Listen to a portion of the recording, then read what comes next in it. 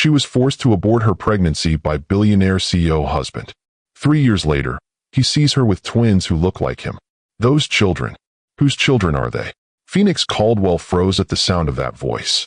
Deep, commanding, achingly familiar. She turned slowly, her heart hammering against her ribs as she faced the man who had shattered her world 3 years ago. Ronan Thorne stood 20 feet away in the crowded Seattle farmers market, his emerald eyes locked on the two identical little girls clinging to her hands. His face had gone white as winter frost. I asked you a question, Phoenix. His voice was barely controlled fury. Whose children are they? They're mine, she said quietly, instinctively moving to shield 4-year-old Arya and Ivy behind her legs. That's not what I meant, and you know it. Ronan stepped closer, his gaze never leaving the twins. They have my eyes. My jawline. They look exactly like my sister did at that age. Mama, who is the angry man? Arya whispered, her small hand tugging on Phoenix's sundress. Just someone Mama used to work with, sweetheart.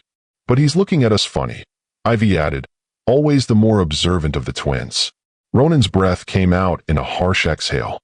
You told me you terminated the pregnancy. You showed me the medical papers.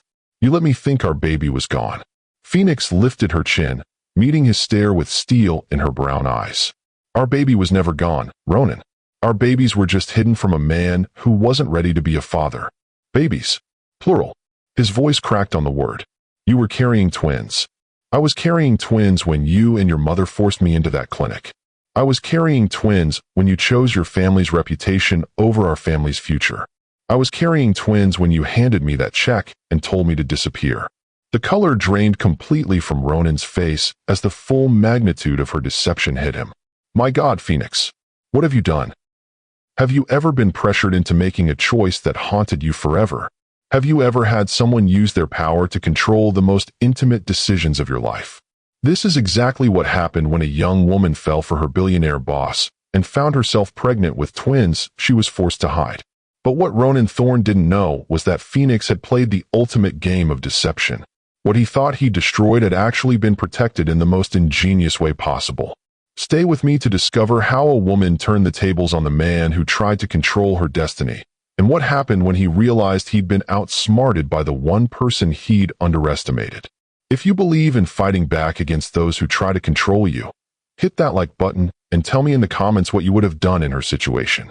But to understand how we got to this moment of devastating revelation, we need to go back 3 years. Back to when Phoenix Caldwell was a completely different woman living a completely different life. 3 years earlier, Phoenix Caldwell hurried through the gleaming lobby of Thorne Industries, her heels clicking against marble floors that probably cost more than her annual salary. At 24, she was the youngest senior marketing strategist the company had ever hired, and she felt the weight of that achievement every single day.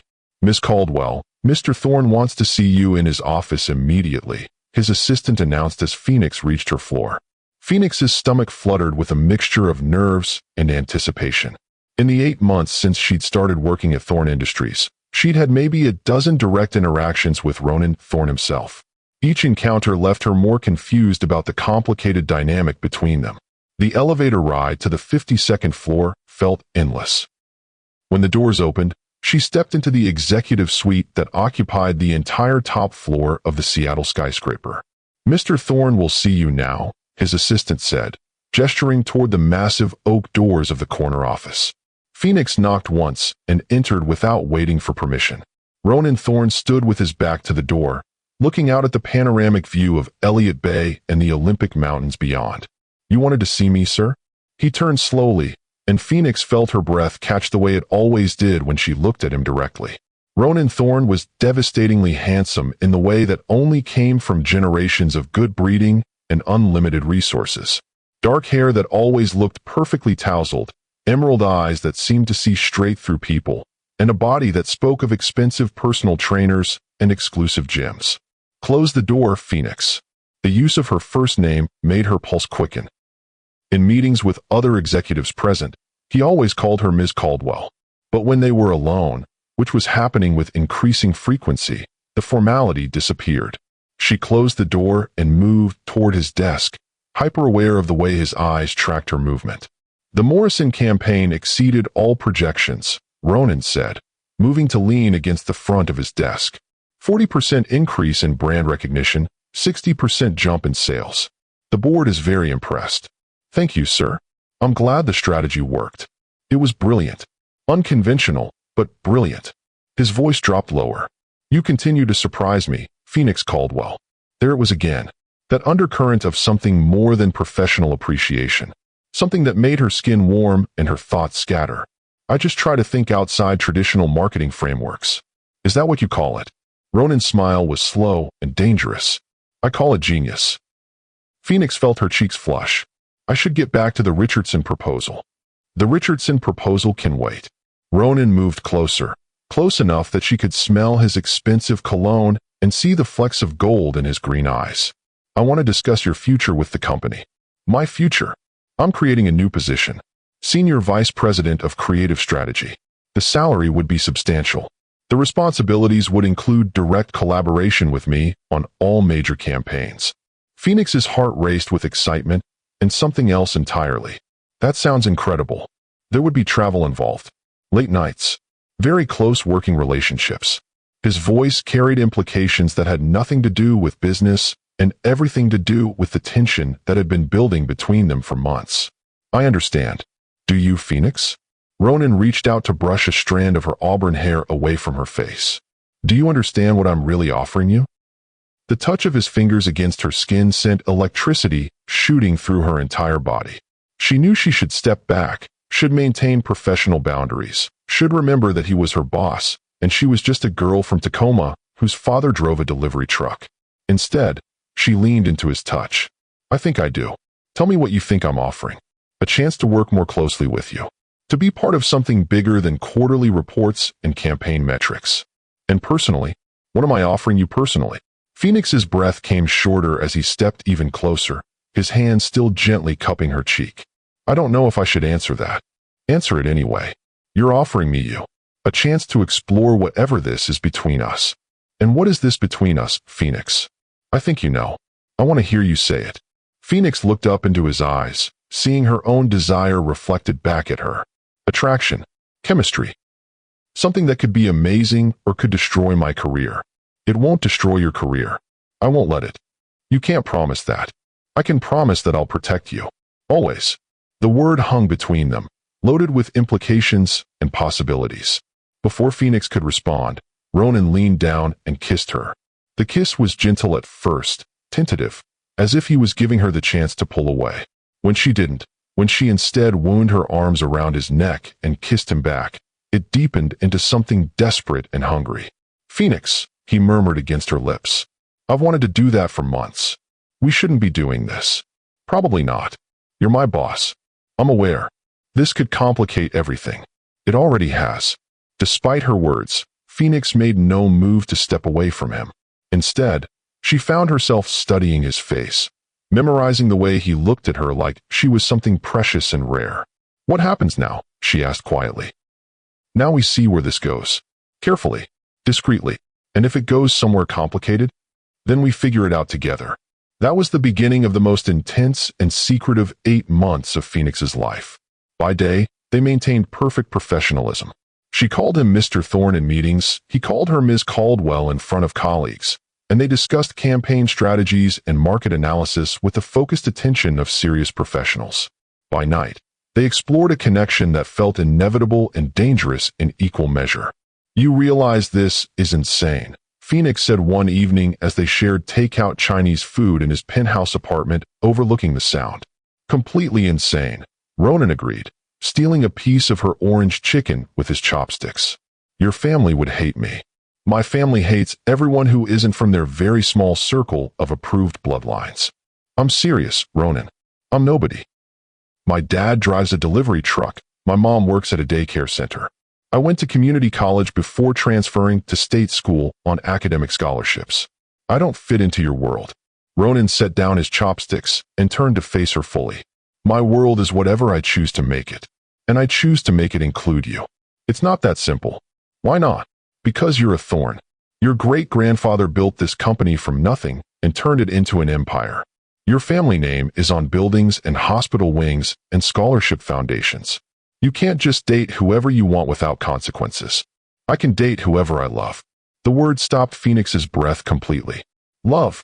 I love you, Phoenix Caldwell. I love your brilliant mind and your stubborn independence, and the way you challenge everything I thought I knew about what I wanted from life. Ronan. I love the way you scrunch your nose when you're concentrating on a problem. I love that you eat cereal for dinner when you're too tired to cook. I love that you argue with me about business strategy and win half the time. Phoenix felt tears threatening as she listened to this powerful, successful man list all the small, ordinary things about her that somehow made her extraordinary in his eyes. I love you too, she whispered. I've loved you for months, and it terrifies me. Why does it terrify you? Because love makes you vulnerable. And vulnerable people get hurt by powerful people. I would never hurt you. You might not mean to, but your family, your obligations, your legacy, all of that is bigger than what we have together. Nothing is bigger than what we have together. Phoenix wanted to believe him. For 8 beautiful, secret months, she let herself believe that love could conquer the enormous gulf between their backgrounds and expectations. She should have known better. The pregnancy changed everything, just not in the way Phoenix had expected. When she saw the 2 pink lines on the test in her tiny apartment bathroom, her first emotion was pure joy. She and Ronan had talked about the future, about building something real together. A baby would just accelerate those plans. She was so naive. Pregnant. Ronan's voice was barely above a whisper when she told him 3 days later in his office after hours. 8 weeks, according to the doctor. Are you sure? I'm sure. Ronan sank into his desk chair, his face going pale. This changes everything. I know, but it doesn't have to change it in a bad way. We love each other. We can make this work. Phoenix, you don't understand. My family, the board, the media attention this would generate. So we'll handle it. Together. It's not that simple. It could be that simple if you wanted it to be. Ronan was quiet for a long moment, staring out at the Seattle skyline, as if the answers to their problems were written in the lights of the city below. I need time to think. Time to think about what? About whether you want to be with me and our baby. Time to think about how to handle this properly. Phoenix felt the first cold fingers of dread creeping into her chest. Handle this properly? Ronan, I'm pregnant with your child. This isn't a business crisis that needs to be managed. Everything in my life is a business crisis that needs to be managed. Including me? Including us. That night, Phoenix lay awake in her bed, trying to ignore the growing certainty that the man she loved was already pulling away from her. The pregnancy that should have brought them together was instead driving a wedge between them, and she couldn't figure out how to stop it. Her fears were confirmed 2 days later when Ronan requested a meeting not in his office, but in the formal conference room on the executive floor. When Phoenix arrived, she found not just Ronan, but his mother Margaret Thorne waiting for her. Margaret Thorne was everything Phoenix had imagined and worse.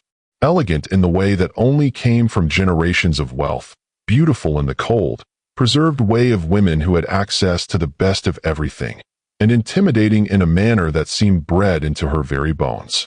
Miss Caldwell, Margaret said without preamble as Phoenix took a seat across from them. My son has informed me of your situation. My situation? Your pregnancy. Phoenix looked at Ronan, searching his face for any sign of the man who had held her just days before, who had whispered promises of protection and forever. Instead, she saw a stranger wearing his face. Ronan, what is this? My mother wanted to discuss options with you. Options? Margaret leaned forward, her ice blue eyes never leaving Phoenix's face. You're a bright young woman, Miss Caldwell. Surely you understand that this pregnancy is problematic for all parties involved. Problematic? For you, for Ronan, for the family, for the company. An unmarried pregnancy between a CEO and his employee creates complications that benefit no one.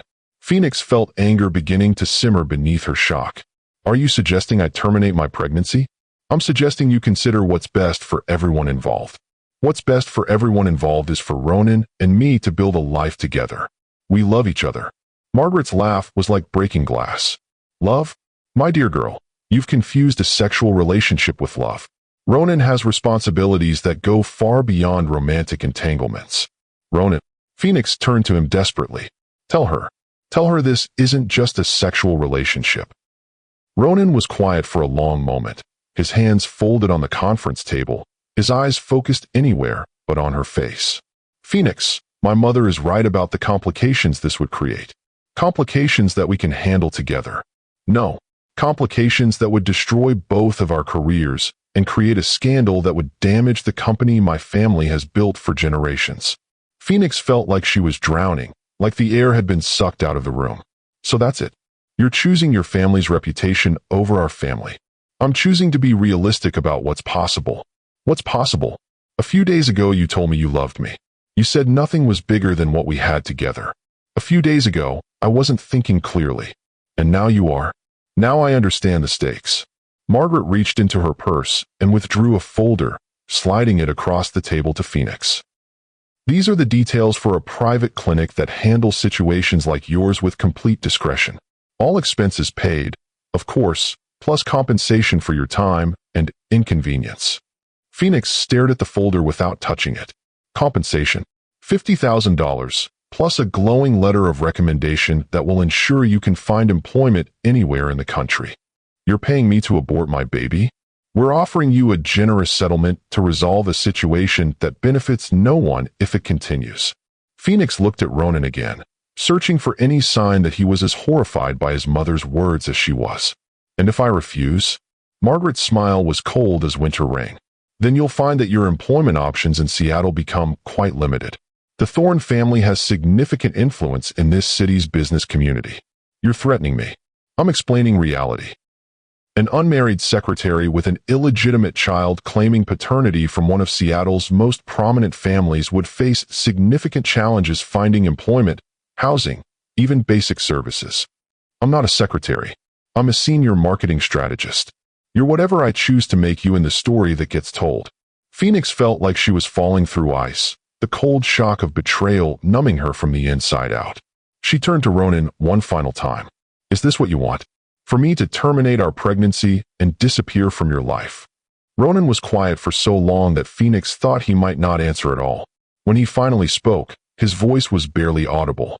I think it's for the best. For the best for who? For everyone. Including our baby? There is no baby, Phoenix. There's a pregnancy that was the result of poor judgment and worse timing. The words hit her like physical blows. Phoenix stood slowly, her legs shaky but her voice steady. You're right about one thing. This was the result of poor judgment. My poor judgment in believing that you were capable of love. Phoenix, don't say my name like it means something to you. Don't pretend this is difficult for you. You've made your choice. She looked down at the folder Margaret had placed before her, then back up at the two people who were so casually dismantling her entire world. I'll consider your offer. The appointment needs to be scheduled within the next few days, Margaret said briskly. These situations are easier to handle early in the pregnancy. I understand. Phoenix walked out of that conference room with her head held high and her heart shattered into pieces. But as the elevator descended from the executive floor to the parking garage, something else began to take shape inside her chest. Rage. Pure, focused, determined rage. They thought they could buy her compliance with threats and money. They thought she was just some naive girl who would fold under pressure from Seattle's elite. They thought they could force her to destroy her child to protect their precious reputation. They were about to learn how wrong they were. That evening, Phoenix sat in her best friend Luna Martinez's tiny kitchen, tears streaming down her face as she told the story of the most devastating day of her life. They want you to abort the baby? Luna asked, her voice incredulous. They're paying me to abort the baby. $50,000 plus a recommendation letter. And if you refuse? They destroy my career and make it impossible for me to find work in Seattle. Luna was quiet for a moment, her dark eyes flashing with anger. Bastards. I don't know what to do, Luna. I love this baby already, but I also can't raise a child if I'm unemployed and blacklisted. There has to be another way. What other way? They have all the power, all the money, all the connections. I'm just some nobody from Tacoma who thought she could play in their league. Luna studied her friend's face with the intensity of someone working through a complex problem. What if there was a way to protect the baby without them knowing about it? What do you mean? What if you let them think you're complying with their demands while actually protecting what matters most? Phoenix looked up through her tears. I don't understand. The appointment. What if you go to the appointment, but instead of terminating the pregnancy, you fake it? Fake an abortion? Luna, That's impossible. Is it? You show up at the clinic. You go through the motions. You get the paperwork they expect to see. But instead of actually ending the pregnancy, you just disappear for a while. They'll want proof. Medical records. Medical records can be faked, especially if you know someone who works in medical administration. Phoenix stared at her friend as the audacious scope of what she was suggesting began to sink in. You're talking about elaborate deception, forged documents, lying to everyone. I'm talking about protecting your child from people who would use threats and coercion to force you into a choice you don't want to make. And then what? I hide the pregnancy for 6 more months? I give birth in secret? I raise a child while pretending it doesn't exist. You disappear, leave Seattle, start over somewhere else. With what money? What job prospects? What future? With your talent, your education, and your determination. You're brilliant, Phoenix. You don't need Ronan Thorne or his family's approval to build a successful life. Phoenix felt something shifting inside her chest. Not just rage anymore, but something more powerful. Determination. It would have to be perfect. Every detail. One mistake, and they'd realize what I'd done. Then we make sure there are no mistakes. You think I'm letting you handle this alone? You're my best friend. This is our mission now. That night, Phoenix lay in bed with her hand on her still flat stomach, talking to the tiny life growing inside her. I don't know if what we're planning is right or wrong, baby, but I know that I love you more than anything in this world, and I won't let anyone force me to hurt you. We're going to disappear for a while. We're going to let the bad people think they won. But really, we're going to be building something beautiful together. Over the next 3 days, Phoenix and Luna crafted the most elaborate deception of their lives. Luna's cousin worked in medical records at 3 different clinics in the Seattle area. For $500, she was willing to create a complete set of documentation showing that Phoenix Caldwell had undergone a pregnancy termination procedure. The paperwork will be perfect, Luna assured her. Date stamped, signed by a real doctor, filed in the system. Anyone who requests copies will receive exactly what they expect to see. And the appointment itself? You show up at the clinic at the scheduled time. You check in under your real name. You go through the preliminary paperwork and consultation.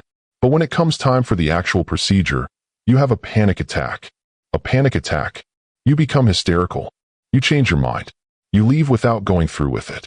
Very dramatic, very emotional, very believable. And then you disappear for a week. During that week, the fake paperwork gets filed. When you return, you're devastated but recovering. You've lost the baby, you're heartbroken, and you want nothing more than to move on with your life. Phoenix marveled at the complexity of what they were planning. And if someone investigates too closely, why would they? They got what they wanted. The problem is solved. You're no longer pregnant, no longer a threat to their precious reputation. It could work. It will work. Because we'll make it work. The day of the appointment, Phoenix dressed carefully in clothes that made her look vulnerable and uncertain. She wore no makeup, pulled her hair back in a simple ponytail, and carried herself with the defeated posture of someone who had been broken by forces beyond her control. Ronan was waiting for her in the parking lot of the clinic. I wanted to be here, he said quietly as she approached, to support you through this. Phoenix almost laughed at the cruelty of his words. He wanted to support her through the termination of their pregnancy. The pregnancy he had forced her to end. That's not necessary. I know this is difficult. I know you're hurt and angry. But afterward, when this is over, maybe we can talk about rebuilding what we had. Phoenix stared at him in disbelief. Rebuilding what we had. This doesn't have to destroy us, Phoenix. We can get past this and find our way back to each other. You think I'm going to want to be with you after you forced me to abort our child? I think you'll understand that I was trying to protect both of us from a situation that would have ruined our lives. Our lives, or your reputation. Both. Phoenix felt a cold fury settle in her chest. This man actually believed that she would forgive him for this. That she would somehow be grateful for his protection. That they could resume their relationship as if nothing had happened. I need to go inside. I'll wait for you. Don't. When this is over, I don't want to see you again. Phoenix, don't say things you don't mean. I've never meant anything more in my life. Inside the clinic, Phoenix played her part perfectly. She filled out paperwork with shaking hands, answered questions in a barely audible voice, and submitted to preliminary examinations with the resignation of someone who had been defeated by circumstances beyond her control. But when the nurse called her name for the final procedure, Phoenix's carefully rehearsed breakdown began. "I can't do this," she whispered, tears streaming down her face. "I can't go through with it. Miss Caldwell, it's normal to feel nervous. The procedure is very safe and quick. No, you don't understand. I can't kill my baby. I can't do what they want me to do." Phoenix's voice rose to near hysteria, drawing the attention of other patients and staff members. "I need to leave. I need to think about this more. Miss Caldwell, please calm down. We can discuss your options." "There are no options. Don't you understand? They're forcing me to do this. They're making me choose between my baby and my entire future." By the time security was called to help calm the distraught young woman, Phoenix had created exactly the kind of scene that would be remembered and reported. She left the clinic in tears, visibly shaken, and completely unpregnant as far as anyone could tell. The fake medical records were filed that afternoon. 2 days later, Phoenix received a call from Margaret Thorne's assistant. "Mrs. Thorne would like to confirm that your situation has been resolved." "It's been resolved. The documentation has been received and filed appropriately. Mrs. Thorne wanted me to convey her satisfaction with your handling of this matter. I'm sure she's very satisfied. Your final paycheck will include the agreed-upon compensation. Your letter of recommendation has been prepared and will be available upon request. Thank you. Mrs. Thorne also wanted me to remind you that the confidentiality agreement you signed covers all aspects of your employment with Thorne Industries, including personal relationships with company executives." "I understand." "Excellent. Mrs. Thorne wishes you well in your future endeavors." That evening, Phoenix began executing the second phase of her plan. She submitted her resignation from Thorne Industries, citing personal reasons and a desire to relocate. She gave notice on her Seattle apartment and began researching job opportunities in Portland, Oregon. To everyone who knew her, Phoenix Caldwell was a heartbroken young woman who had been involved in a painful relationship with her boss, gotten pregnant, terminated the pregnancy, and was now starting over in a new city. The truth was far more complicated. Phoenix was a pregnant woman who had outmaneuvered some of the most powerful people in Seattle, protecting her unborn child through an elaborate deception that required her to disappear from everything and everyone she had ever known. 3 weeks after the fake abortion, Phoenix drove south to Portland with all her possessions packed into her Honda Civic and a secret growing stronger inside her every day. "Just you and me now, baby," she whispered, one hand on her still-hidden belly as she crossed the Columbia River. "We're going to build something beautiful together, something real, something that belongs to us and no one else." But Phoenix had no idea that the single baby she thought she was protecting was actually 2 babies. And she had no idea that 3 years later, fate would bring her face to face with Ronan Thorne in the most public, devastating way possible. The morning she had dreaded for 3 years had finally arrived, and the twins whose existence she had hidden were about to change everything forever. I need to pause here because what happens next will absolutely blow your mind. Drop a heart in the comments if you think Phoenix was a genius for protecting her babies this way. And make sure you're subscribed because you won't want to miss how this confrontation ends and what Ronan does when he realizes he's been outsmarted by the woman he underestimated. Portland, Oregon became Phoenix's sanctuary and her proving ground all at once. She rented a tiny studio apartment in the Pearl District with the money she'd saved from her Thorne Industries salary, determined to make it on her own without touching the blood money Margaret Thorne had paid for her silence. The first months were brutal. Portland's tech scene was competitive, and being an unknown quantity from Seattle with a sudden gap in her employment history made job hunting nearly impossible. Phoenix spent her days sending out resumes and her evenings working freelance marketing projects that barely covered rent and groceries. "You're sure you don't want to tell them about the pregnancy?" Luna asked during one of their nightly phone calls. "Some companies have great maternity benefits, and some companies don't hire visibly pregnant women regardless of what the law says," Phoenix replied, unconsciously placing her hand on her growing belly. At 4 months, she was still able to hide her condition under loose clothing, but that window was closing fast. "You can't hide it forever. I don't need forever. I just need long enough to establish myself as valuable before they realize I come with complications." Phoenix's breakthrough came in the form of a small sustainable fashion startup called Verde Threads. The company was too new and too desperate for talent to be picky about employment gaps or references from previous employers. They needed someone who could develop their brand identity and marketing strategy on a shoestring budget. "We can't pay much," admitted Cora Nakamura, Verde Threads' 26-year-old founder, during Phoenix's interview. "But we can offer equity and the chance to build something from the ground up." "That's exactly what I'm looking for," Phoenix said, and meant it. Working for Verde Threads felt like coming home in a way that Thorn Industries never had. The team was small, scrappy, and passionate about their mission to create ethical fashion that didn't cost the earth. Phoenix threw herself into the work with an intensity that impressed even Cora. "You're either a workaholic or you're running from something," Cora observed one evening as they stayed late to finish a campaign pitch. "Maybe both," Phoenix admitted. "Want to talk about it?"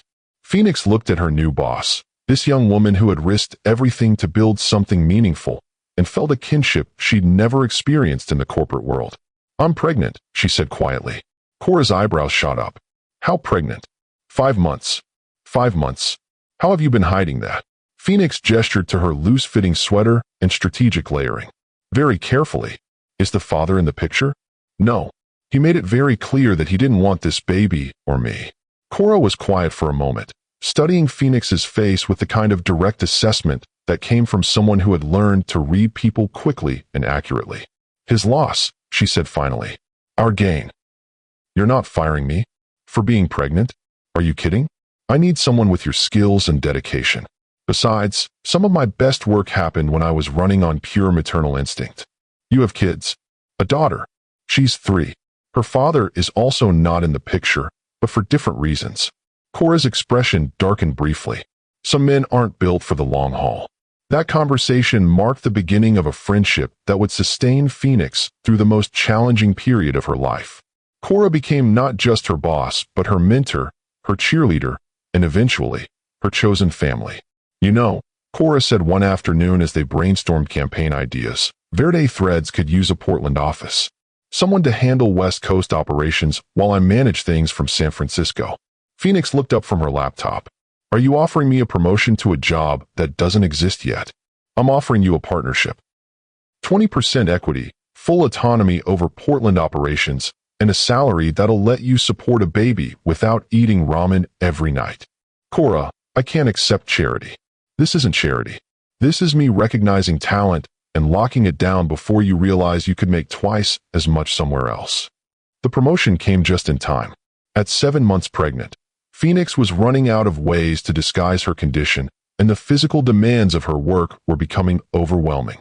But with her new position came a small office, a modest but steady salary, and something even more valuable than money: respect.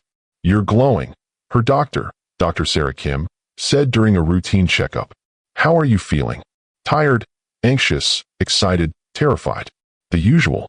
"Any word from the father?" Phoenix had been honest with Dr. Kim about her situation, at least the basic facts. Powerful ex-boyfriend who didn't want the baby, threats to her career, the decision to start over in a new city. "No, and I don't expect any. As far as he knows, this pregnancy doesn't exist." "That must be difficult." "It's liberating, actually. I don't have to worry about his opinion or his family's interference. This baby and I get to build our life exactly the way we want it. Just remember that children often have questions about their fathers as they get older. I'll deal with that when the time comes."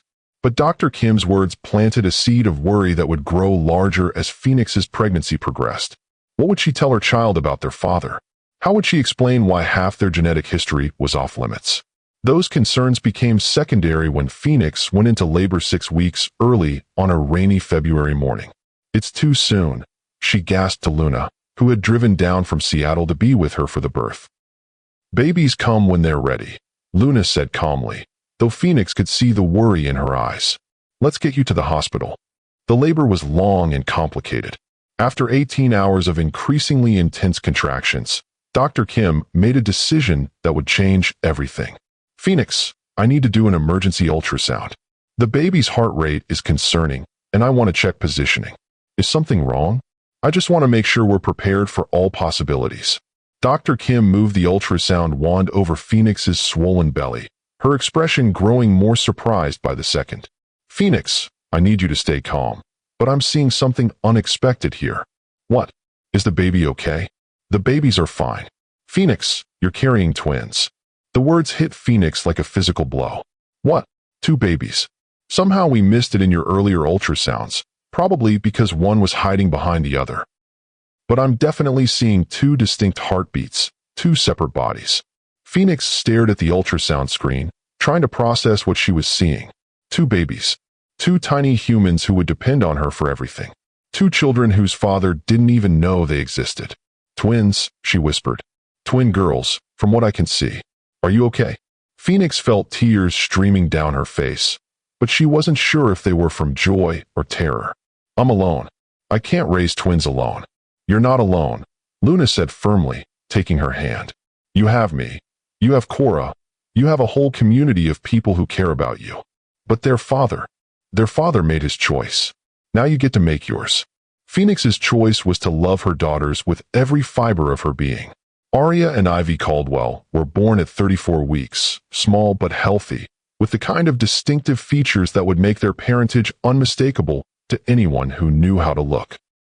They have his eyes, Phoenix whispered as she held them for the first time, studying their tiny faces with wonder and heartbreak. They have your strength, Luna replied. That's more important. The next 3 years passed in a blur of sleepless nights, first steps, first words, and the indescribable joy of watching 2 tiny humans develop their own personalities. Aria was the artist, always drawing or painting or building elaborate structures out of blocks. Ivy was the analyst, taking apart toys to see how they worked and asking endless questions about everything she encountered. Phoenix threw herself into building Verde Thread's Portland operation with the same intensity she brought to mothering. The company grew from a scrappy startup to a nationally recognized brand, with Phoenix's marketing strategies earning attention from major retailers and fashion magazines. You're brilliant at this, Cora said during one of their quarterly business reviews. Have you ever considered starting your own agency? My own agency? Phoenix, you've turned Verde Threads into a household name. Imagine what you could do with multiple clients, your own team, your own vision. The idea took root slowly but steadily.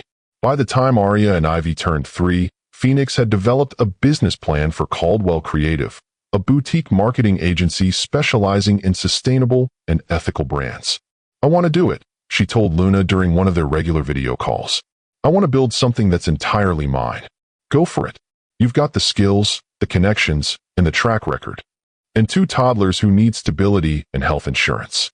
2 toddlers who need a mother who's fulfilled and challenged and building the kind of life she wants them to inherit.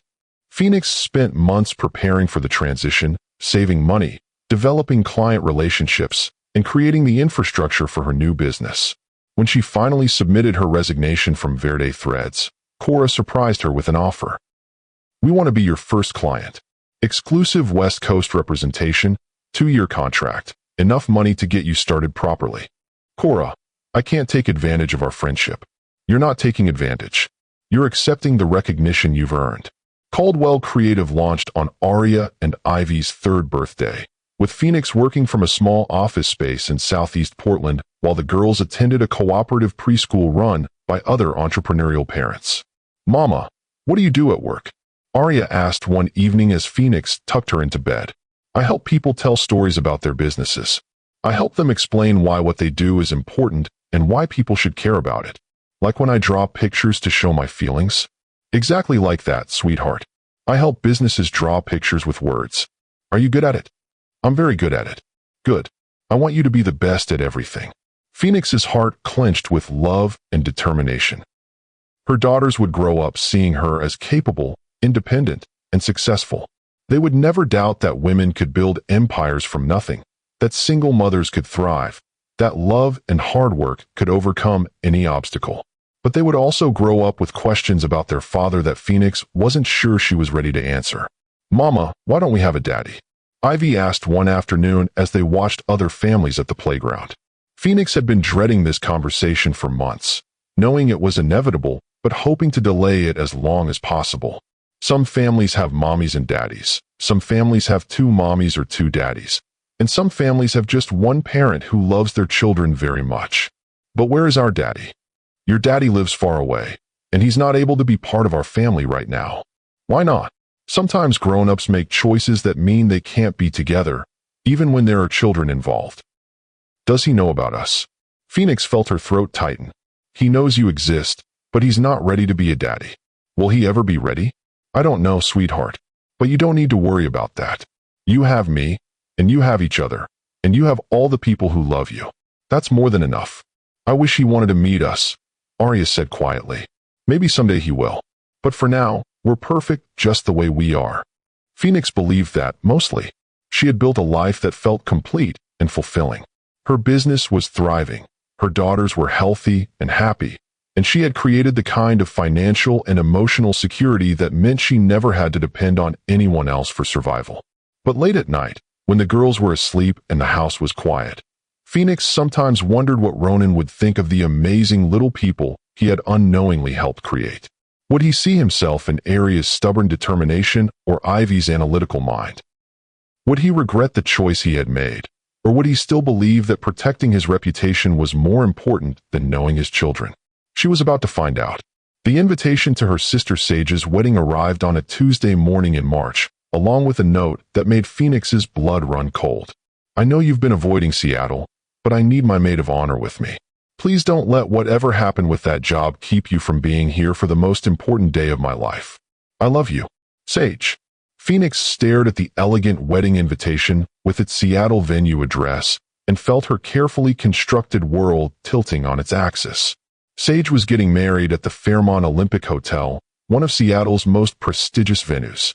The kind of place where Seattle's elite gathered for major social events. The kind of place where she might run into Ronan Thorne. I can't go, she told Luna during their next phone call. It's your sister's wedding. It's too risky. What if I see him? What if he sees the girls? Phoenix, you can't hide from Seattle forever. And Sage needs you. I'll send a gift and my regrets. You'll break her heart. Phoenix knew Luna was right, but the thought of returning to Seattle with Arya and Ivy made her panic in ways she hadn't felt since the early days of her pregnancy. What if he recognizes them? They look exactly like him, Luna. Any idiot could see the resemblance. So what if he does? You're not the same person you were 3 years ago. You're successful, independent, and you've raised 2 amazing children without his help. He has no power over you anymore. He could try to claim custody. Based on what? He forced you to terminate the pregnancy, remember? As far as anyone knows, those children can't be his. Phoenix felt some of her panic subsiding as she considered Luna's logic. The fake abortion had been so carefully orchestrated that even medical records supported the fiction that she had terminated her pregnancy. Ronan couldn't claim children who weren't supposed to exist. Besides, Luna continued, what are the chances you'd actually run into him? Seattle's a big city. Famous last words, Phoenix thought 3 weeks later as she stood frozen in Pike Place Market, her daughter's hands clutched in hers, staring at the man who had shattered her world 3 years ago. Those children. Whose children are they? The question hung in the air like a live wire as Ronan Thorne stood 20 feet away, his emerald eyes locked on Arya and Ivy with an expression of shock and growing recognition.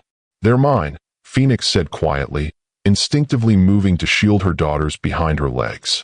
That's not what I meant, and you know it. Ronan stepped closer, his gaze never leaving the twins. They have my eyes. My jawline. They look exactly like my sister did at that age. Mama, who is the angry man? Arya whispered, her small hand tugging on Phoenix's sundress. Just someone Mama used to work with, sweetheart.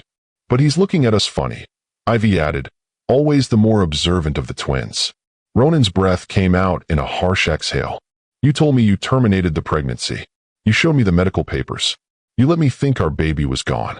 Phoenix lifted her chin, meeting his stare with steel in her brown eyes. Our baby was never gone, Ronan. Our babies were just hidden from a man who wasn't ready to be a father. Babies.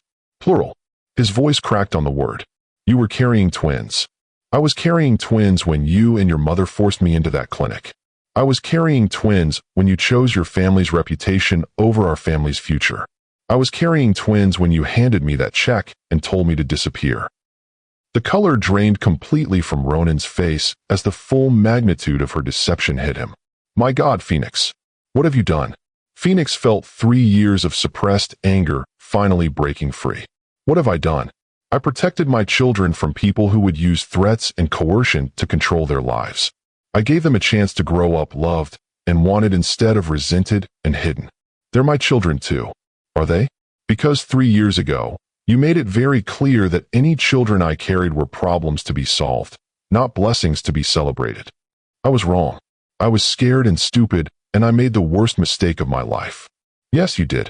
And the consequence of that mistake is that these beautiful little girls grew up without knowing they had a father.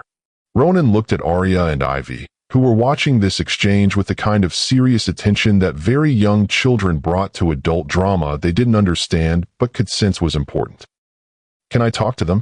No. Phoenix, please. They're my daughters. They're my daughters. You're just the man who provided half their DNA and then walked away.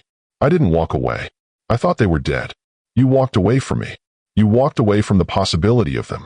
You chose your mother's approval over the chance to build a family with someone who loved you. Ronan was quiet for a long moment, staring at the 2 little girls who looked so much like him that denial was impossible. What are their names? Phoenix hesitated, then decided that withholding basic information would only make her look petty. Arya and Ivy. Arya and Ivy. He repeated softly, as if testing the words. They're beautiful. They're perfect. I want to know them. I want to be part of their lives. Too late. It's not too late. I'm here now. I know they exist now. Everything can change from this moment forward. Phoenix felt a bitter laugh escape her throat. Everything changed 3 years ago when you chose your reputation over your family. This is just you finally seeing the consequences of that choice. Mama, I'm scared, Arya whispered, pressing closer to Phoenix's leg. Why is the man making you cry? Ivy added, her young voice fierce with protective anger. Phoenix realized that tears were streaming down her cheeks, that her daughters were seeing their mother break down in public because of this stranger who was looking at them with desperate longing. We're leaving, she said firmly, turning to guide Arya and Ivy away from the market. Phoenix, wait. Please. We need to talk about this properly. There's nothing to talk about. There's everything to talk about. Custody arrangements, financial support, their futures. Phoenix spun around, her eyes blazing with fury. Custody? You want to talk about custody? You have no legal claim to these children, Ronan. As far as the law is concerned, you forced me to terminate this pregnancy 3 years ago. That's not what happened. That's exactly what happened.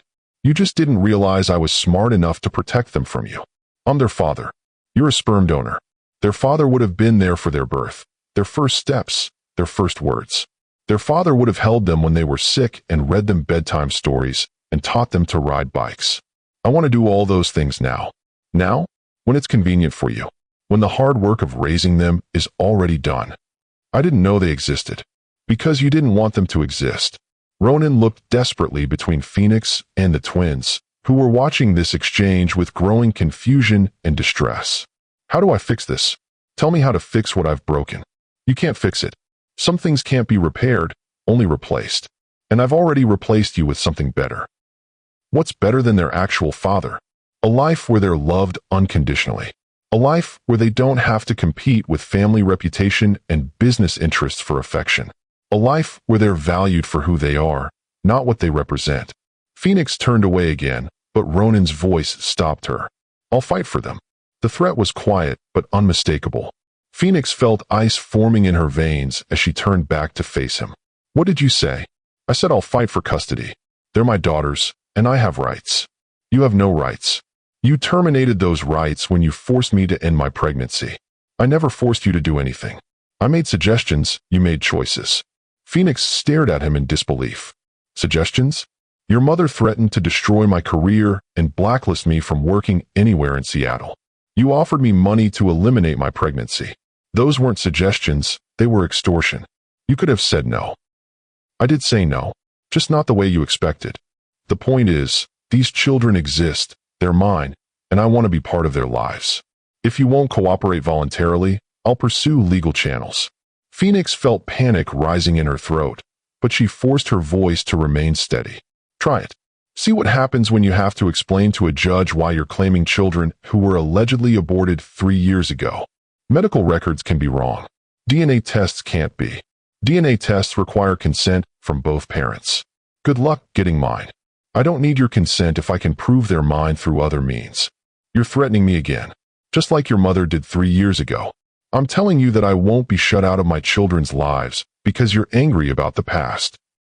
Phoenix looked at this man who had once held her heart in his hands, who had whispered promises of protection and forever, who was now threatening to tear apart the life she had built for her daughters. "Girls, we're going back to the hotel now," she said quietly. "But Mama, we didn't get the flowers yet," Arya protested. "We'll get flowers another time, sweetheart." As Phoenix guided her daughters away from the market, she could feel Ronan's eyes following them. She knew this wasn't over, that he would find ways to insert himself into their lives whether she wanted him to or not. But she also knew something he didn't. She was no longer the naive young woman who had been intimidated by threats and coercion. She was a successful businesswoman, a fierce mother, and someone who had outmaneuvered the Thorne family once before. If Ronan wanted a fight, she would give him one. But this time, she held all the cards. That evening, Phoenix sat in her hotel room, watching Arya and Ivy color in their activity books, while she tried to process what had happened at the market. The girls seemed to have recovered quickly from the encounter, but Phoenix could see that they were more thoughtful than usual. "Mama, why was that man so interested in us?" Ivy asked, looking up from her coloring book. "Some people are just curious about children. But he looked at us like he knew us," Arya added. "Like when Grandma Rosa looks at old pictures and gets sad happy." Phoenix's heart clenched at her daughter's perceptiveness. Sometimes adults have complicated feelings that are hard to understand. Was he someone important? "He was someone I used to know a long time ago, before you were born." "Did you like him?" Phoenix paused, considering how to answer honestly without sharing information that would confuse or upset them. "I thought I did, but it turned out he wasn't the person I thought he was." "Is that why you looked scared when he talked to you?" "I wasn't scared, sweetheart. I was just surprised to see him." "Will we see him again?" "I hope not." But Phoenix's hope was short-lived. The next morning, a knock at her hotel room door revealed a hotel employee holding an enormous bouquet of flowers. "Delivery for Phoenix Caldwell." Phoenix tipped the delivery person and carried the flowers inside, her hands shaking as she opened the card. "For Arya and Ivy, who are more beautiful than their mother ever described. I want to know everything about them. I want to be the father they deserve. Please don't make this harder than it has to be. Ronan." "Mama, those are pretty flowers," Arya said, bouncing over to examine the arrangement. "Who sent them?" Ivy wanted to know. "Someone who thinks he knows us better than he actually does." Phoenix threw the card in the trash and tried to distract the girls with plans for the day, but her phone buzzed constantly with texts from unknown numbers. "We need to talk. This is too important to handle through anger and hurt feelings. I've hired a family law attorney. I'd prefer to work this out between us, but I will pursue legal options if necessary. I know you hate me, but please don't punish our daughters for my mistakes." Phoenix turned off her phone and focused on enjoying the rest of their Seattle visit, but the shadow of Ronan's threats hung over everything. At Sage's wedding rehearsal dinner, she found herself scanning the crowd nervously, afraid that he might somehow appear among the guests. "You look like you're expecting an assassination attempt," Sage observed, joining Phoenix at the bar. "Just tired." The girls were up early. "Phoenix, what's wrong? You've been jumpy and distracted since you got here." Phoenix considered telling her sister the truth, but Sage was getting married in 18 hours and didn't need the drama of her maid of honor's complicated past. "Just work stress. You know how it is when you leave town and everything piles up." "Are you sure that's all?" "I'm sure. Now let's focus on you and Marcus.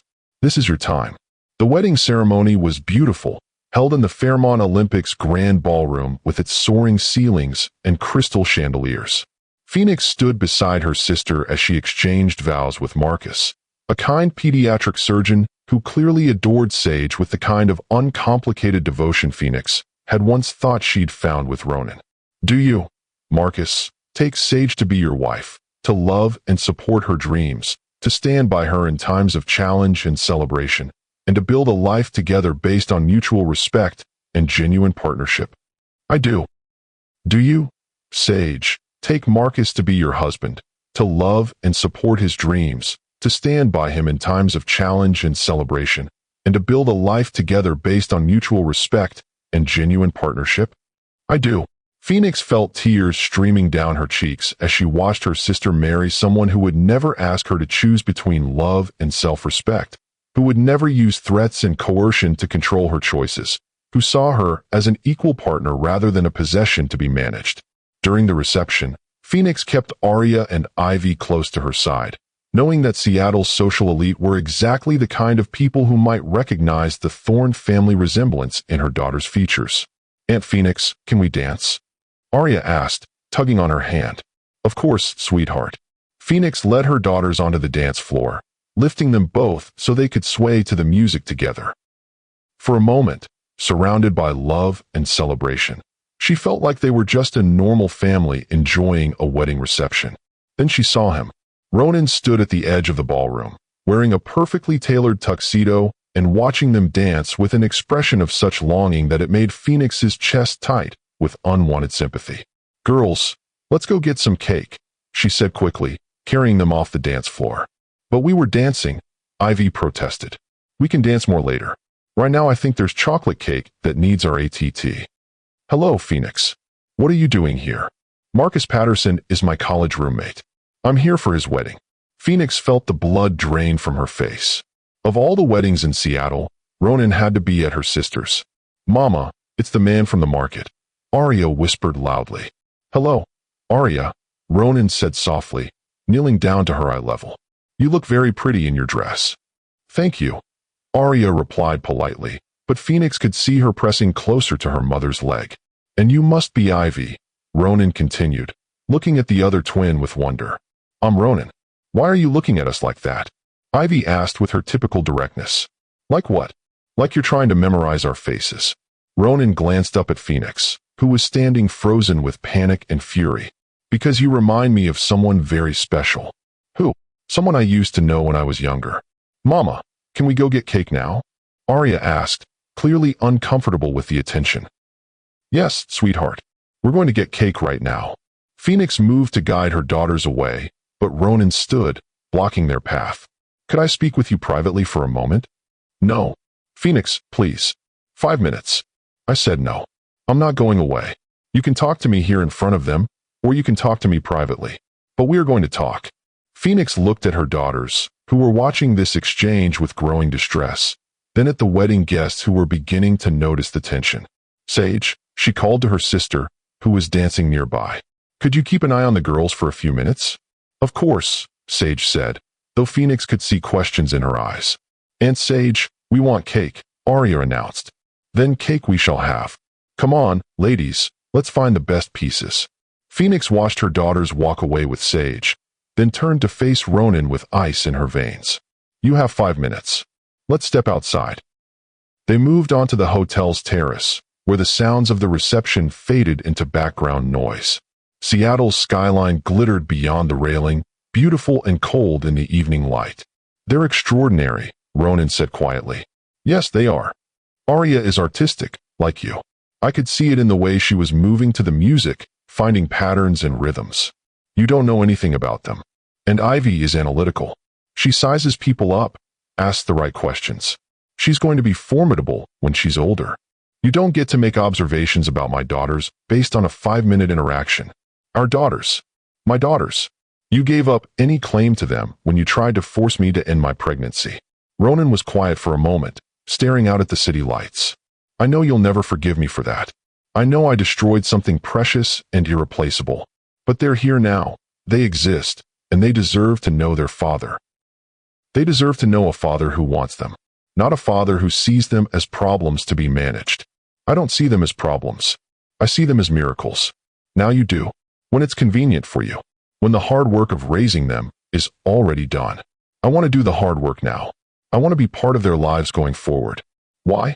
So you can tear apart the stability I've built for them? So you can confuse them with complicated custody arrangements and family politics? So I can love them the way they deserve to be loved."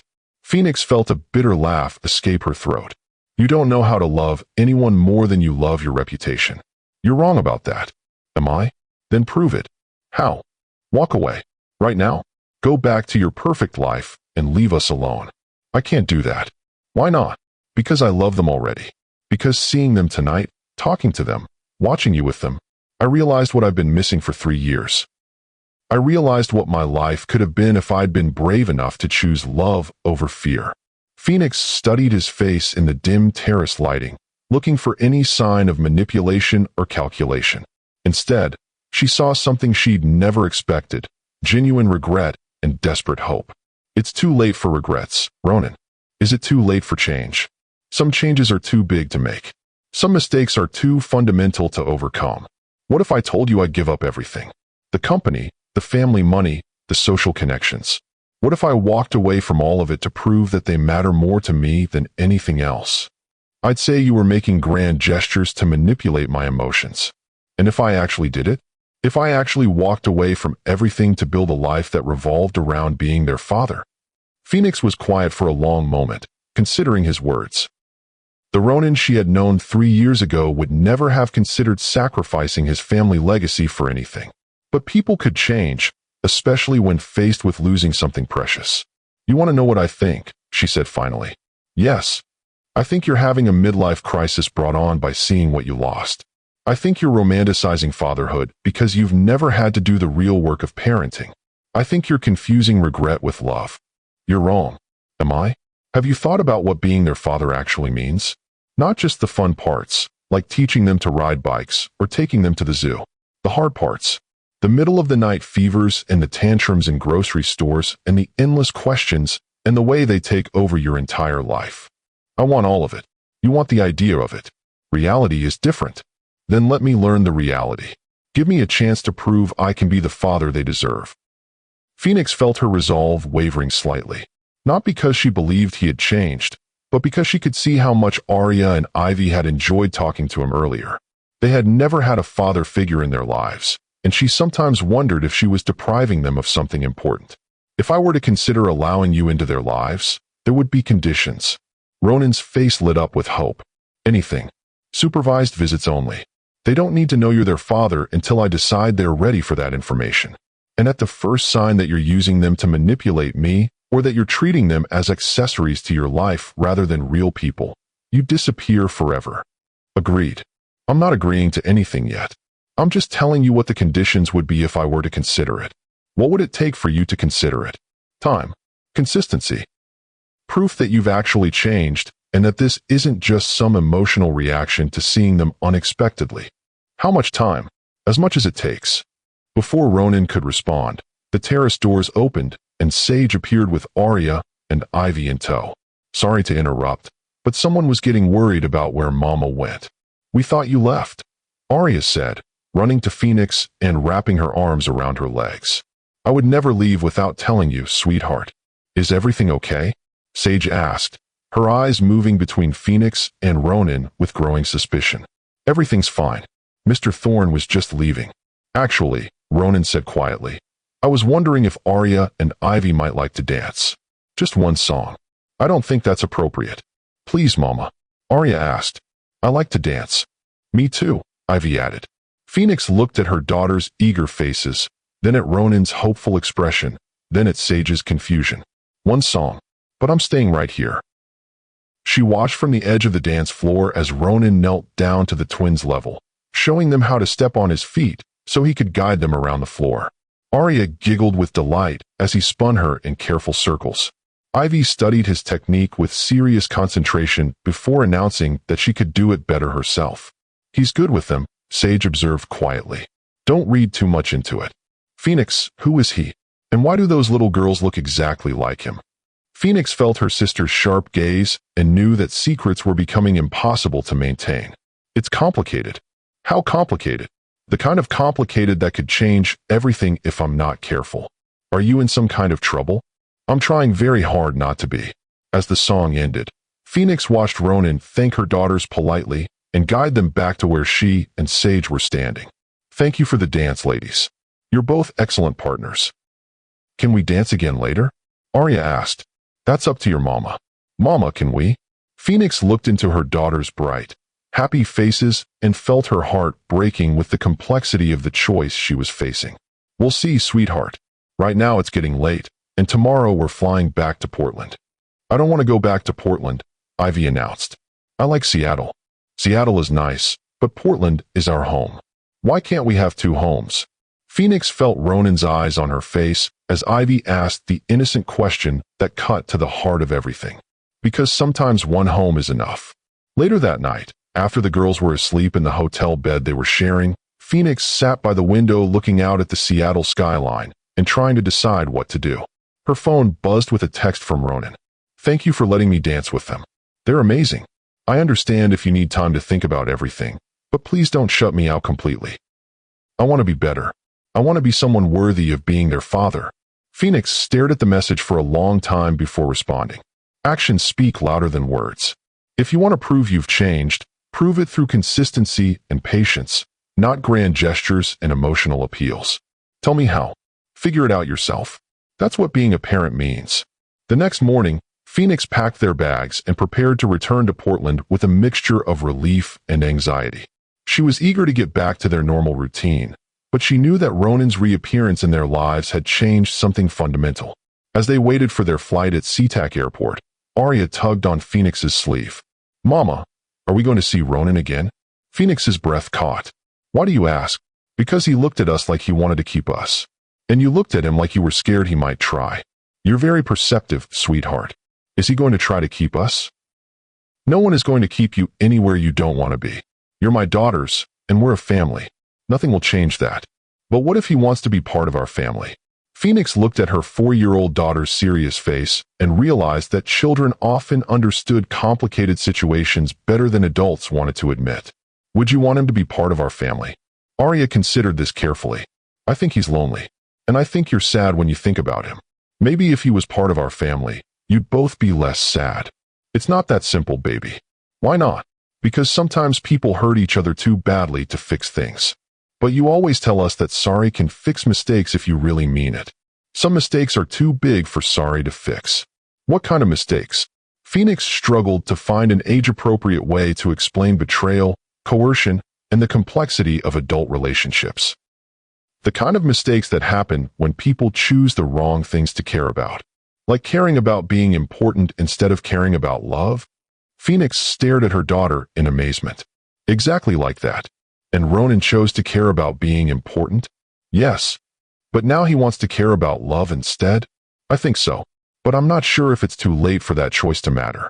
Maybe we could give him a chance to try. Phoenix felt tears threatening as she listened to her 4-year-old daughter display more wisdom and forgiveness than most adults ever managed. Maybe we could, she said quietly, but very carefully and very slowly. Because we don't want to get hurt again? Because we want to make sure he really means it this time. The flight back to Portland was turbulent, with storm clouds and rough winds that had the plane bouncing through the sky. But the real turbulence was happening inside Phoenix's heart as she wrestled with the impossible decision of whether to let Ronan into their lives. Her rational mind told her to maintain the status quo. They were happy, secure, and thriving without him. Why risk disrupting that stability for someone who had already proven he couldn't be trusted with their happiness? But her daughter's questions and observations had planted seeds of doubt. Was she protecting them from potential hurt? Or was she depriving them of a chance to know their father? Was her refusal to consider reconciliation based on what was best for them, or what felt safest for her? Mama, you're thinking very hard thoughts, Ivy observed as the plane hit another patch of turbulence. How can you tell? You get a little wrinkle right here when you're thinking hard thoughts, Ivy said, pointing to the space between Phoenix's eyebrows. You notice everything, don't you? Daddy always said noticing things is how you understand the world. Phoenix's blood went cold. What did you say? I said noticing things is how you understand the world. No, before that. You said Daddy always said. Which daddy? Ivy looked confused. Our daddy. The one we met at the market and the wedding. Ivy, sweetheart, when did he tell you that? When we were dancing. He said I was very good at noticing things about people, and that was a special talent. He said his little sister used to notice everything too. Phoenix felt panic rising in her throat. Did he tell you he was your daddy? He didn't have to tell us. Arya chimed in matter-of-factly. We could see it. See what? That he has our eyes and our chin and our hands. Just like when you show us pictures of Grandma Rosa, and we can see where you came from. Phoenix stared at her daughters in shock. They had figured out Ronan's identity on their own, without any adult explanation or confirmation. "How long have you known?" "Since the market," Ivy said. "But we didn't want to say anything because you seemed scared." "Are you scared of our daddy?" Arya asked with concern. Phoenix struggled to find words. "I'm not scared of him. I'm scared of what might happen if he becomes part of our lives, and then changes his mind." "Why would he change his mind?" "Because he changed his mind before. Before you were born, he decided he didn't want to be a daddy." "But maybe he was just scared too," Ivy suggested. "Maybe he needed time to learn how to be brave enough for love." Phoenix felt tears streaming down her cheeks as she listened to her daughter's innocent wisdom. They had inherited their father's analytical intelligence and their mother's emotional insight, creating a combination that cut straight to the truth of complicated situations. "What do you think we should do?"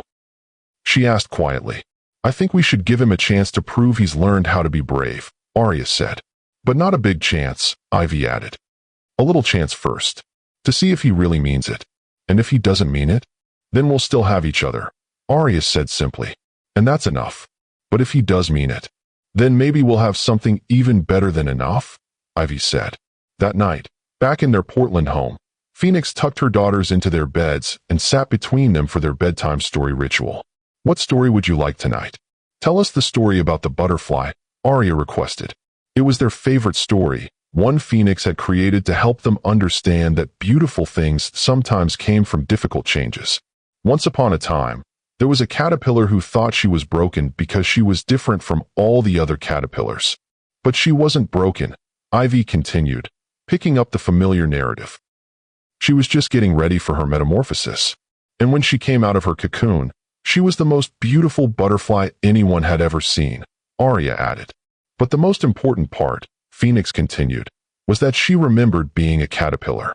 She remembered how hard the change had been, and how scared she was, and how much she had to trust that the process would lead to something beautiful. And because she remembered, the girls said in unison, she could help other caterpillars who were scared of changing. That's right. She could help them understand that sometimes the most beautiful things come from the most difficult changes. "Mama," Ivy said sleepily, "do you think our daddy is having metamorphosis?" Phoenix considered the question seriously. "I think he might be trying to. Should we help him?" "What do you think?" "I think butterflies should help caterpillars," Arya mumbled, already half asleep. "Even when they're scared?" "Especially when they're scared," Ivy whispered. Phoenix kissed both her daughters goodnight and sat in the darkness of their room, listening to their gentle breathing and thinking about metamorphosis, second chances, and the wisdom of children. The next morning brought a delivery that changed everything. Phoenix opened her front door to find not flowers or gifts, but a simple manila envelope with her name written in Ronan's distinctive handwriting. Inside was a letter and a legal document that made her hands shake as she read. "Phoenix, I know that words are meaningless after what I put you through 3 years ago. I know that promises from me carry no weight because I've already broken the most important promise I ever made. So instead of more words, I'm offering you action. The attached document shows that I've resigned from Thorn Industries, effective immediately. I've also renounced any claim to my family's trust fund and removed myself from all inheritance plans. I'm walking away from everything that once mattered more to me than you and our children. I'm not doing this to manipulate you or to force your hand. I'm doing this because I realize that the man who chose family legacy over family love isn't someone worthy of being called a father. I don't know if you'll ever be able to forgive me, but I want Arya and Ivy to grow up knowing that their father chose them over everything else. Even if that choice came 3 years too late. I've started my own consulting firm with the money I saved from my salary at Thorn Industries. It's small and uncertain, but it's mine, and it's built on the principle that success means nothing if you don't have people you love to share it with. I'm not asking for anything except the chance to prove that I've learned what really matters. I'm not asking for forgiveness or for reconciliation. I'm just asking for the opportunity to be the father our daughters deserve, in whatever way you feel comfortable allowing. I love them already, Phoenix. I love their curiosity and their wisdom and the way they see the world with clear eyes and generous hearts. I love that they inherited your strength and your creativity and your ability to find hope in difficult situations. I love them, and I love you, and I'm finally brave enough to choose love over everything else. Ronan. Phoenix read the letter 3 times, then studied the legal documents that proved he had actually done what he claimed. Resigned from his position as CEO of Thorn Industries. Renounced his inheritance. Walked away from billions of dollars and generations of family legacy. For her. For their daughters. For the chance to be someone worthy of their love. "Mama, why are you crying?" Arya asked, appearing in the kitchen doorway in her pajamas. "Because sometimes people surprise you," Phoenix said, wiping tears from her cheeks. "Good surprise or bad surprise?" "I'm not sure yet, sweetheart. Is it about our daddy?" Phoenix looked at her daughter's serious face and made a decision that would change all their lives. "Yes, it's about your daddy. And I think it's time we had a longer conversation about what that means."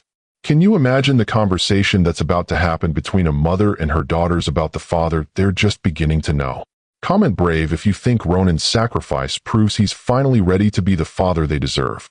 That afternoon, Phoenix sat on the living room floor with Arya and Ivy, their favorite picture books scattered around them as she tried to find the right words to explain 3 years of complicated history.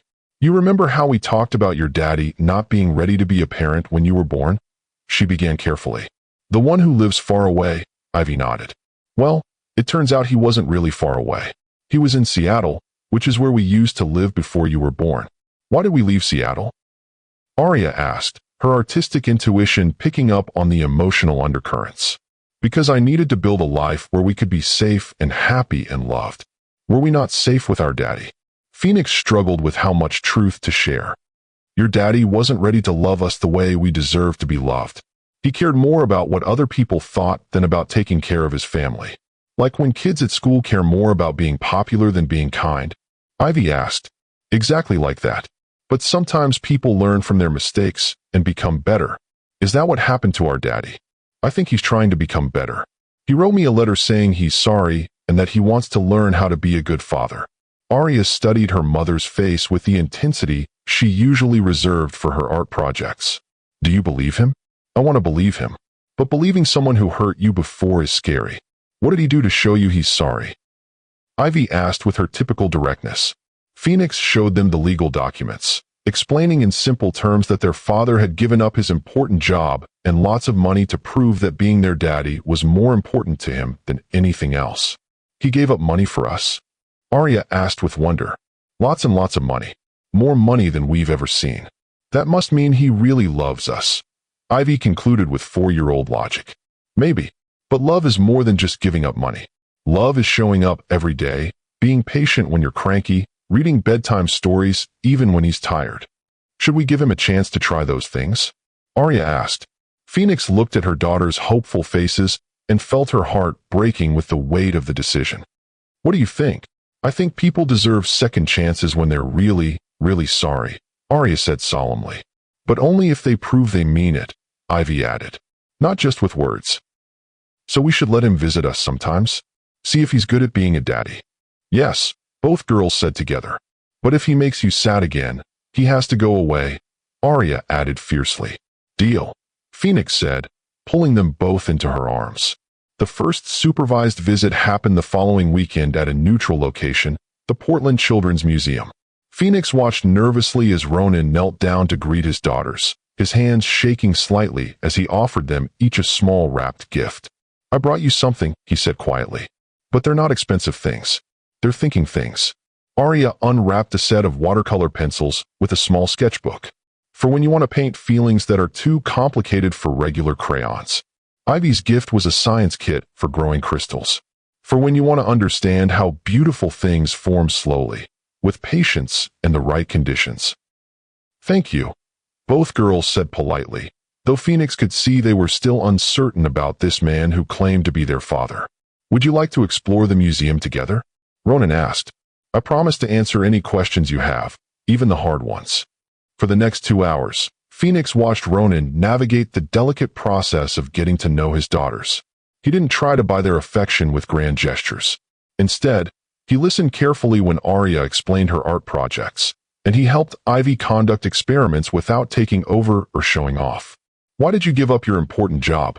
Ivy asked as they sat in the museum's cafe sharing apple slices. "Because I realized that the most important job in the world is being your father, and I couldn't do both jobs well." Were you scared to give up so much money? Arya wanted to know. Terrified. But I was more scared of missing any more time with you. What if we don't like you? Ivy asked with brutal honesty. Ronan was quiet for a moment, considering his answer carefully. Then I'll keep trying to become someone you could like. Being your father isn't something you earn once and then keep forever. It's something you have to earn every single day. Good answer, Ivy said with approval. Over the following weeks, Ronan proved his commitment through consistent, patient presence. He showed up for scheduled visits even when work was demanding. He remembered details about their interests and asked thoughtful follow-up questions. When Arya had a meltdown at the playground because another child knocked over her sandcastle, Ronan didn't try to fix it immediately. Instead, he sat with her while she cried and helped her find words for her frustrated feelings. I think he might actually be good at this daddy thing, Arya confided to Phoenix one evening after Ronan had spent the afternoon helping her create a picture book about their family. He listens to us like we're real people, Ivy added. Not like some grown-ups who pretend to listen but are really just waiting for us to stop talking. Phoenix felt her own defenses slowly crumbling as she watched Ronan prove himself through actions rather than words. When Ivy got sick with a stomach bug, he brought over homemade soup and read to her in quiet voices. When Arya's preschool had a father-daughter art day, he asked permission to attend and spent 2 hours helping her create a sculpture that looked nothing like what he'd planned, but everything like what she'd envisioned. I owe you an apology, Phoenix said one evening after the girls were asleep, and she and Ronan sat on her front porch discussing the upcoming week's schedule. For what? For assuming you couldn't change. For being so determined to protect them from you that I almost deprived them of knowing their father. You were protecting them. That's what good mothers do. Good mothers also recognize when they might be wrong about something important. Ronan was quiet for a moment, studying her face in the porch light. Does this mean you're ready to trust me with them? I'm ready to try. Slowly. Carefully. What would that look like? Unsupervised visits. Overnight stays eventually. Maybe even. Phoenix paused, hardly believing she was considering this possibility. Maybe even shared custody. And us? What about us? Phoenix felt her heart racing as she met his gaze. I don't know yet. Learning to trust you as their father is different from learning to trust you as a partner. I understand. I'm willing to earn both, separately, for as long as it takes. It might take a very long time. I have the rest of my life. 6 months later, Phoenix stood in her kitchen making pancakes while Ronan helped Arya and Ivy set the table for Sunday breakfast. It had become their weekly tradition, a way to ease into the rhythms of being a family without the pressure of defining exactly what kind of family they were becoming. Daddy, tell us the story about when you were little and scared of butterflies, Arya requested as she carefully folded napkins. Why was I scared of butterflies? Ronan asked, playing along with the storytelling game they'd developed. Because you thought they might fly away if you got too close, Ivy explained seriously. And what did I learn? That if you're very patient and very gentle, sometimes beautiful things will choose to stay with you. Arya finished. Phoenix felt tears threatening as she listened to this metaphor her daughters had created to understand their father's journey from fear to love. That's right, Ronan said softly, his eyes meeting Phoenix's across the kitchen. Sometimes the most beautiful things in life are worth waiting for. The knock at the front door interrupted their family moment. Phoenix opened it to find an elegantly dressed older woman whose ice-blue eyes and imperious bearing could only belong to one person. Margaret Thorne, Phoenix said, her voice carefully neutral. Ms. Caldwell, may I come in? I don't think that's a good idea. I think it's necessary. My son has made some choices that concern me greatly. Grandma Margaret? Arya appeared in the hallway, her face lighting up with curiosity rather than fear. Margaret's composure cracked slightly as she looked at her granddaughter for the first time. Hello, dear. Are you here to meet us? Daddy said you might want us sometime. Before Phoenix could intervene, Ivy joined her sister in the hallway. You look like Daddy. Same nose. Margaret stared at the twins with an expression Phoenix couldn't quite read. Shock, certainly, but also something that looked almost like wonder. They're beautiful, Margaret said quietly to Phoenix. Yes, they are. And brilliant. I can see it in their eyes. They get that from both sides of the family. Margaret was quiet for a long moment, studying the two little girls who were watching her with frank curiosity. I came here to convince you that my son's decision to abandon his responsibilities was temporary madness, she said finally. I came to offer you money to disappear again, to let him come back to his real life. And now I'm looking at my granddaughters for the first time, and I'm realizing that this is his real life. This is what matters. Ronan appeared in the hallway, his face tense with concern. Mother, what are you doing here? Meeting my granddaughters. Learning that sometimes the most important family legacy isn't money or property, but love and connection. Does this mean you want to be our grandma for real? Arya asked with typical directness. Margaret looked at her granddaughter's hopeful face and felt something she hadn't experienced in decades. The desire to be loved for who she was rather than what she represented. I would like that very much, if your parents think it's appropriate. Can she stay for pancakes? Ivy asked Phoenix. Phoenix looked at Ronan, who nodded slightly, then at Margaret, who looked more uncertain than she had probably ever appeared in public. There are enough pancakes for everyone, Phoenix said quietly. As they sat around the kitchen table sharing breakfast, Phoenix marveled at how much their lives had changed in less than a year. The family she had never thought possible was taking shape around her. Not perfect, not without complications, but real and loving and committed to choosing each other every day. Mama, Arya said as Margaret helped her cut her pancakes. I think our metamorphosis is almost finished. What makes you say that? Because we started as a caterpillar family with just you and me and Ivy. Then we grew a daddy wing, and now we're growing a grandma wing. Soon we'll be a whole butterfly family. And butterfly families are the most beautiful kind, Ivy added solemnly. Yes, they are, Phoenix agreed, catching Ronan's eye across the table and seeing her own amazement reflected there. Sometimes the most broken things become the most beautiful when they're given the chance to transform. Sometimes love really can conquer fear, pride, and the weight of past mistakes. And sometimes, the children we protect become the teachers who show us how to heal. In the end, the woman who had been forced to hide her pregnancy had built something more precious than revenge or vindication. She had built a family based on choice, growth, and the radical belief that people could change when love was worth fighting for. That was a legacy worth more than all the money in the world. If this story of transformation, forgiveness, and second chances moved you, subscribe for more incredible stories about the power of love to heal even the deepest wounds. Share this with someone who needs to remember that it's never too late to choose love over fear. And tell me in the comments, do you believe in second chances, or are some mistakes too big to forgive? Sometimes the most beautiful families are the ones that have to be rebuilt from broken pieces. Sometimes the greatest love stories are about finding your way back to each other after losing your way completely. And sometimes, the woman who was told she wasn't enough becomes the foundation upon which everything beautiful is built.